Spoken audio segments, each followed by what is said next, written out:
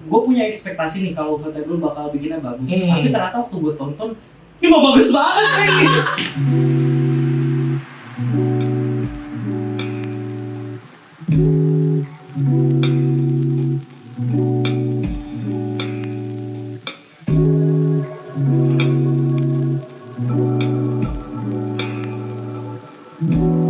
Gue baru ajak kalian nonton Kimetsu no Yaiba Season 4. Hashira Training Arc. Oh my god, nice. Demon Slayer akhirnya mempertemukan Baginda Muzan. Firaun masa kini. Itu dia. Dengan utusan Tuhan Ubuyashiki. Uyashiki jadi kayak nabi ya. Betul. Tapi cacat aja dia kan. Maksudnya apa? Itu kata sama Ping, lu gak berhak merendahkan dia seperti itu. Tapi dia kuat banget sih bener. Kuat banget. Kalau perkara coach sebenarnya enggak kayak itu dia. Dia pinter, cerdik dia. Dia punya bakat keturunan, intuisinya tajam Bener sih. dan bisa kayak semacam melihat masa depan gitu. Tapi anyway, menurut lu gimana nih soal Demon Slayer secara keseluruhan as a whole anime itu gimana? Impresi lu? Sebenarnya cukup membosankan karena terlalu repetitif penceritaannya. Okay. Tapi gue selalu dimanjakan dengan visual yang oke dan karakter yang menakjubkan. Jadi nggak tahu kenapa walaupun repetitif tapi gue tetap nyaman nontonnya. Iya. Emang sebenarnya as a whole anime ceritanya tuh yang straight to the point aja ya. Iya, setuju. Tapi memang dikemasnya dengan sebagus itu jadi ngebikin kita nyaman banget nontonnya. Betul. Kayak dari arc pertama sampai arc yang terakhir nih para Hashira ini. Hashira Training. Nah, itu dia. Tempat arc yang akhirnya memperlihatkan kita momen dimana pilar-pilar ini melatih Demon Slayer Corps. Gua akhirnya dimanjain lah mata gue sama si Hashira ini. Yes. OP banget menurut gue. Tapi gue cukup sedih sih sebenarnya. Kenapa tuh? Ada Rengoku anjing. Kenapa lo harus ngingetin itu? Sorry. Lu jangan balik naik kereta ya. Gue sedih gue. Tapi ini salah satu arc yang paling gue tunggu-tunggu. Oke. Si Hashira apa tadi? Hashira Training. Hashira Training itu. Kalau gue justru kebalikan sih. Kenapa tuh? Karena gue kebetulan baca manganya juga. Gue jadi tahu kalau di Hashira Training ini nggak ada momen yang gimana gitu. Justru karena ini tuh arc pengantar di final arc-nya nanti di Infinity Castle. Betul. Tapi yang gak gue expect ternyata dari arc yang harusnya di manga tuh cuma arc sekedar lewat dikemasnya gila banget. Itu dia. Yang bikin gue kagetnya. Gimana muka kaget lu gimana? Itu muka kaget gue pas meledak.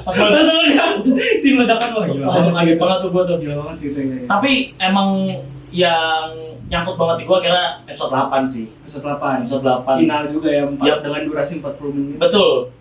Plot dari episode 1 sampai episode 7 ya. Akhirnya abisin di episode 8 kayak gitu buat jadi lagi-lagi jadi pengantar gitu. Tapi gue suka banget sih cara penceritaan Kimetsu no Yaiba ini di episode 8 tuh kacau sih menurut gue suka karena secara cerita episode ke-8 itu jadi penutup yang baik untuk Hashira Training Arc sekaligus jadi setup dan jembatan yang keren banget juga untuk di Infinity Castle nanti gitu. Tapi menurut lu nih dari penceritaan ya kayak awal nih dibuka dengan Muzan catwalk di situ kan pengen ke Ubuyashiki. Gue sih awalnya agak cringe awalnya. Oh, lu cringe? Awalnya gue agak cringe, tapi pas gue ngeliat dengan efek-efek apalah itu kan asap-asap itu dia. Akhirnya gue cukup dimanjakan lah sampai dia adep-adepan sama Ubuyashiki. Itu gue kaget sih. Justru gue mungkin agak berkebalikan sama lu ya. Kalau gue justru ngelihat entry-nya Muzan, wah itu lu merinding banget gue. Karena selama ini kan kita udah dikasih tunjuk betapa bengisnya seorang Kibutsuji Muzan. Terus lu ngelihat dia entry cuma sekedar jalan doang. Iya sih, ya benar-benar. Cuma sekedar jalan doang. Walaupun gue yakin nih, kalau orang gak ngikutin cerita Demon Slayer, lu nonton sini tuh lu langsung tahu kayak ini orang bukan orang sembarangan. Setuju gua. Iya, sampai tainya, gue buka TikTok, ada orang yang ngedit entry-nya Muzan jadi lagunya Mahabharata. Tapi cocok sih. Sialnya itu, Bin. Gue ngerasa itu cocok. Cocok. Sialnya itu. Anjing, muter bisa beda gitu ya, padahal pakai shot yang sama ya. Emang sound effect soundtrack itu seberpengaruh itu ya. Tapi nggak bisa ngilangin apa ya, kebengisan dari Muzan sih menurut gua. Betul. Di-build sama series ini gitu ya, dari sama anime ini dari season pertama sampai season sekarang, kebengisan yang tadi lu mention. Betul. Tapi gue lebih merinding lagi, Ram. Pas Uyashiki dijelasin sama siapa?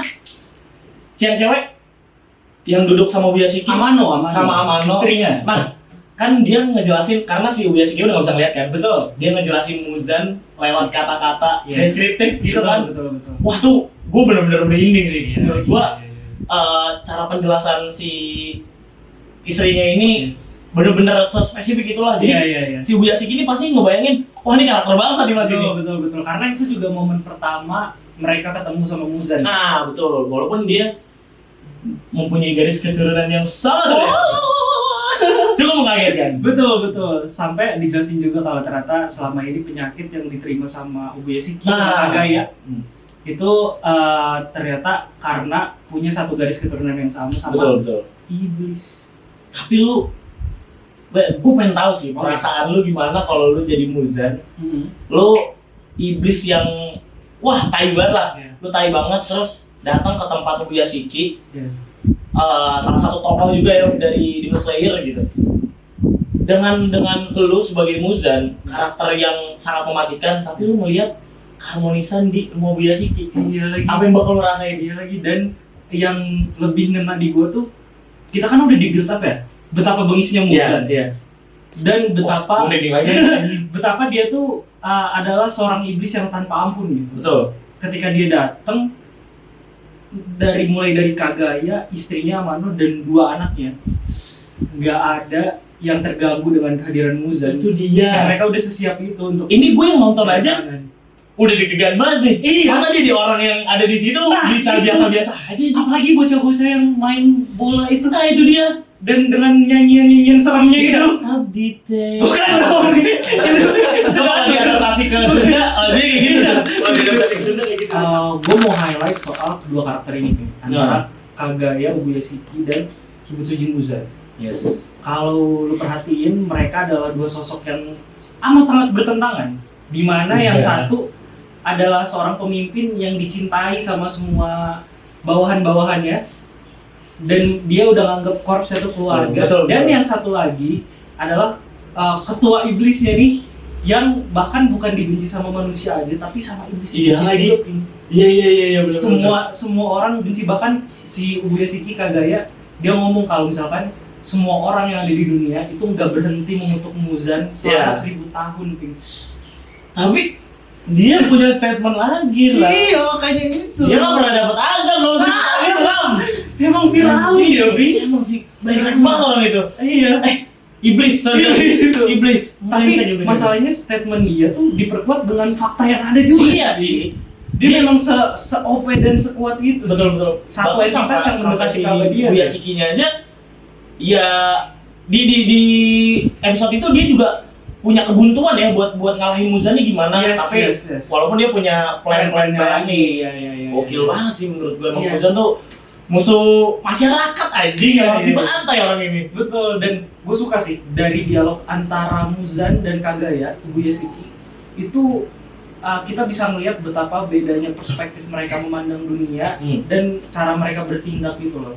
Oh iya benar. Kita juga dikasih tahu di saat yang sama yang bersamaan Muzan yang bengis mau ngedengerin Uyashiki sampai akhir, dan Uyashiki yang sekalem itu bisa jadi ular juga, Pin. Iya, betul.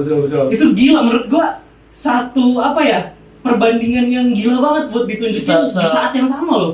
Itu gua nggak ngerti sih, mungkin ada sisi respect dari Muzan juga nih. Dia kan ya sama-sama 2 tokoh kan dari masing-masing si manusia dan iblis gitu.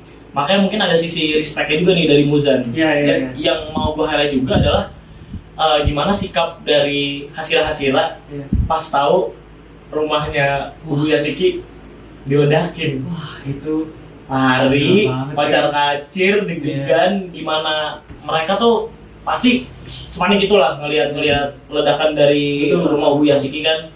Dan gue ngerasa, menurut gue ya di situ dengan adegan mereka lari setelah ledakan-ledakan yang ekstrim ini ya, baik dari visual maupun directing, menurut gue itu ngasih kesan yang merinding banget sih buat gue. Nah, menurut gue ya, Bing, semua itu bisa kejadian karena salah satu aspek pentingnya juga directing dari episode ini tuh bagus banget. Oke. Karena berbicara soal animenya, sebenarnya banyak momen-momen yang nggak ada di manga tadi ya, Bing.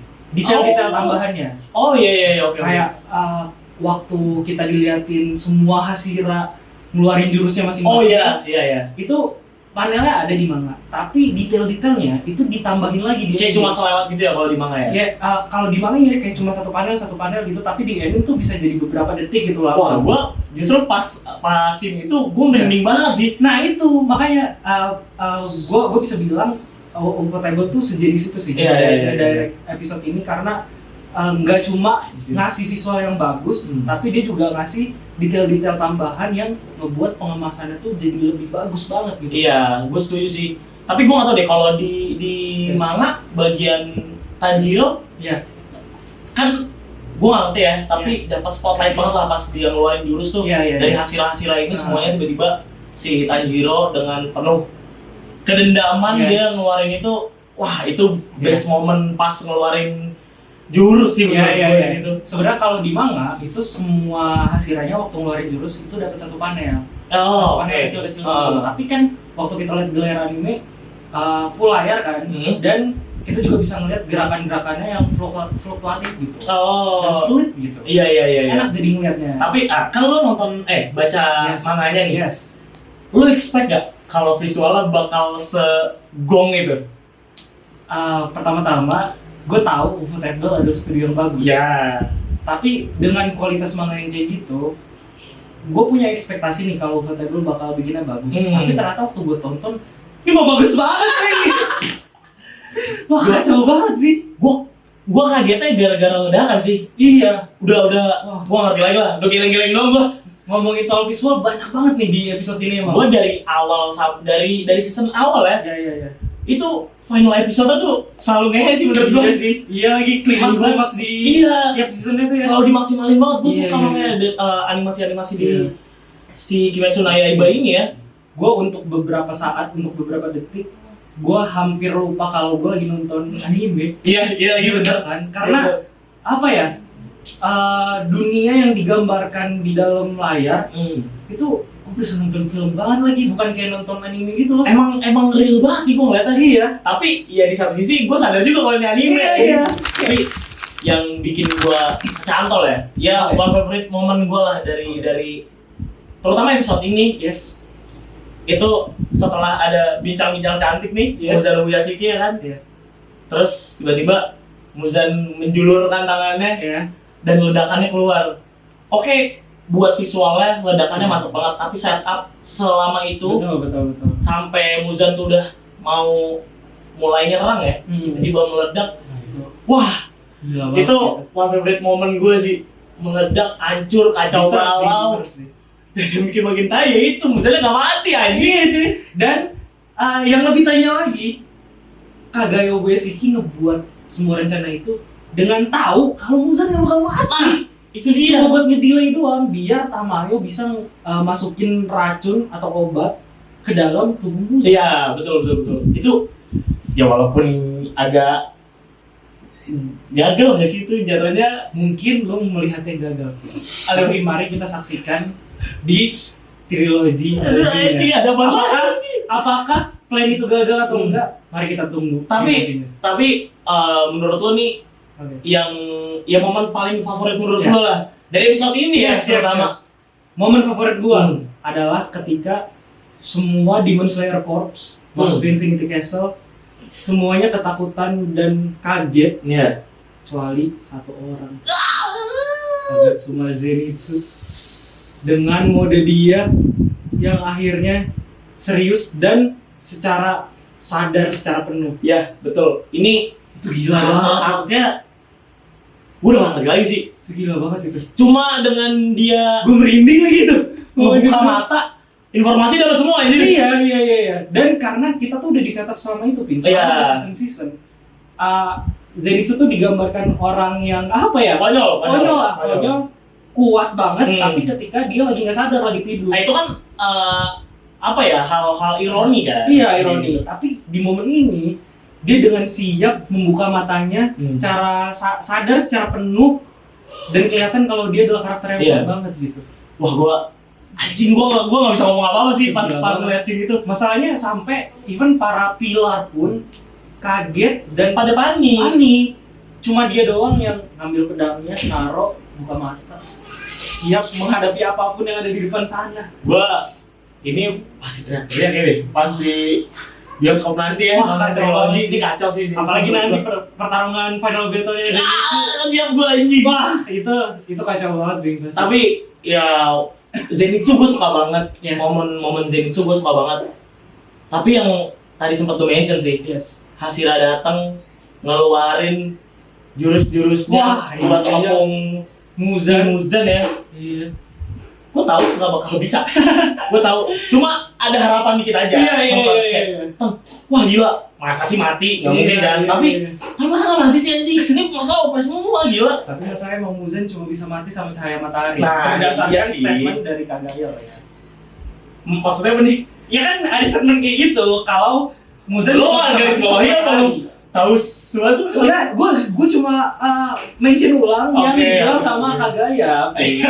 Gak ada spoiler apa-apa di sini. Gak ada spoiler apa-apa. Oke. Aman. Itu gue suka banget. Tapi yang gak gue suka Oke. dari episode ini adalah mungkin gue sempat berekspektasi terlalu banyak Oke, kenapa tuh Sob? dengan episode ini kegilaan segala macam Pak. Tapi ternyata gue sempat nemu titik bosannya aja gara-gara dialog Muzan sama Abiyashiki. Walaupun secara informasi di situ dijelasin banget ya, Padat banget informasi. padat banget sebenarnya. Cuman gue kayak atau mungkin karena gue nggak sabar ya, jadi gue nunggu. Ini mana nih gitu. Kalau lu nih, Ram, Oke. satu yang paling lu suka dan paling lu nggak suka deh dari episode 8. Oke. Gue mungkin agak-agak bias gitu ya, gue ya. Ya wajarin lah subjektif ya. Tapi menurut gue secara personal, gue nggak menemukan ada satu hal yang gak gue suka sih di sini. Oh, oke. Justru kayak banyak banget malah yang gue sukanya. Gue Tapi iya sih, nyebutin satu. Tak mungkin kalau ada yang worth to mention satu hal yang bisa gue sebut yang ngebuat episode ini bagus banget adalah dari pengadaptasian dari manganya ke animenya. Oh. Karena dari pengadaptasian yang bagus itu nyebabin semua halnya jadi lebih bagus lagi. Iya, kayak dari tadi lu mention ya. Yes, mulai dari visualnya, detail-detail penggambaran karakternya, movement karakternya gitu. Wah, kacau banget. Paling yang nggak lu suka perkara Muzan masuk pakai lagu Madrasah ya gitu. Iya, benar. Itu nggak gue suka. Tapi cocok wing sialnya. Gue nggak ngerti. Padahal nih orang, nih iblis bengis banget ya. Ditarik lagu gitu masih lucu aja. Saya emang netizen Indo nih ya, ada aja. Tapi emang sound seberpengaruh itu ya Ternyata ya. semua adegan. Emang agak cringe tapi serem sih terus. Iya. Menurut gua episode 8 ini sangat worth it lah. Yes. Akhirnya di taruh di episode ini ya buat jadi penutup di season 4 ini. Yes. Sebegitu gongnya, segitu kerennya visual, cerita segala macam dengan hype yang udah dibangun dari season 1 segala macam sampai di episode 8 ini dan udah official juga ya dari Ufotable kalau bakal ada trilogi kan. Ya, dan katanya sih bakal kerjasama sama Sony Pictures. Makin gila aja. Trilogi. Makin gila aja. Gak sabar banget gue. Itu makanya gua sangat seneng lah akhirnya nonton anime si Kimetsu no Yaiba ini ditutup dengan episode 8 ini. Gue seneng banget. Betul. Sama secara overall dari season ini dengan ditutup dengan episode 8 yang sebelum itu. Yes. Gue juga ngerasa kalau ini jadi seperti yang gue mention tadi, jadi penutup yang bagus untuk season yang sebenarnya cuma selewat aja. Iya. Dan sebagai jembatan yang epic banget untuk kita masuk ke final arc nanti di Infinity Castle. Betul sekali. Gua sebenarnya ada hal yang gua pengen sih dari trilogi. Gua nggak tahu nih. Lo kan udah baca manga kan? Yes. Gua belum, tapi gua pengen banget porsi Gyu di trilogi nanti. Tolonglah dibayangin lah. Tolong dibayangin. Lu akan dapat porsi itu. Madara Uchiha. Bukan ya? Rambutnya keren. Rambutnya keren. Tapi secara karakter dia mirip-mirip Sasuke, Pi. Cool banget ya. Cool banget Cool ya. banget ya, makanya gua suka gua. Iya, makanya disandingin sama Tanjiro yang panas banget dia. Oh bener juga kan? Bener juga nih. Abang-abang ada Tanjiro lagi. Betul, itu bro. Itu sih gua ngarep porsi Iya. ini lebih banyak lah. Mungkin bisa gue mention sekarang, tapi semua Hashira akan dapat porsi yang bagus banget nanti di Infinity. Serius lu? Serius gua. Semua akan dapat highlightnya masing-masing. Dan yang harus gue mention juga, nggak ada satupun karakter dari Demon Slayer ini yang gak berpengaruh di final battle nanti. Enggak, ini final battle-nya di ini kan? Infinity Castle. Iya, di Infinity Castle. Kan itu sampai gagak-gagaknya. Yes, sampai gagak-gagaknya, sampai kroco-kroconya. Bahkan kucing yang biasa cuma nganter darah. Oh iya. Itu bakal berperan penting banget nanti di final battle. Jadi ini worth banget buat kita tungguin di trilogi movie-nya. ya mungkin itu aja sih ya. Experience kita setelah menonton Kimetsu no Yaiba season 4 ini. Betul, hasil training arc. Betul sekali. Gua ngarep banget buat di film triloginya bakal dikasih yang lebih gong. Betul. Kalian wajib tungguin trilogi ini. Iya, walaupun nggak tahu kapan ya, karena belum di-announce tahu ya. Tapi udah pasti ada trilogi movie itu. Nice. Dan jangan lupa buat follow semua sosial media K3 Film Space, ada di TikTok, Instagram, dan Twitter, sama YouTube-nya juga, di subscribe jangan lupa. K3 Film Space. Sampai jumpa di Kelarang selanjutnya. Terima kasih. Bye bye.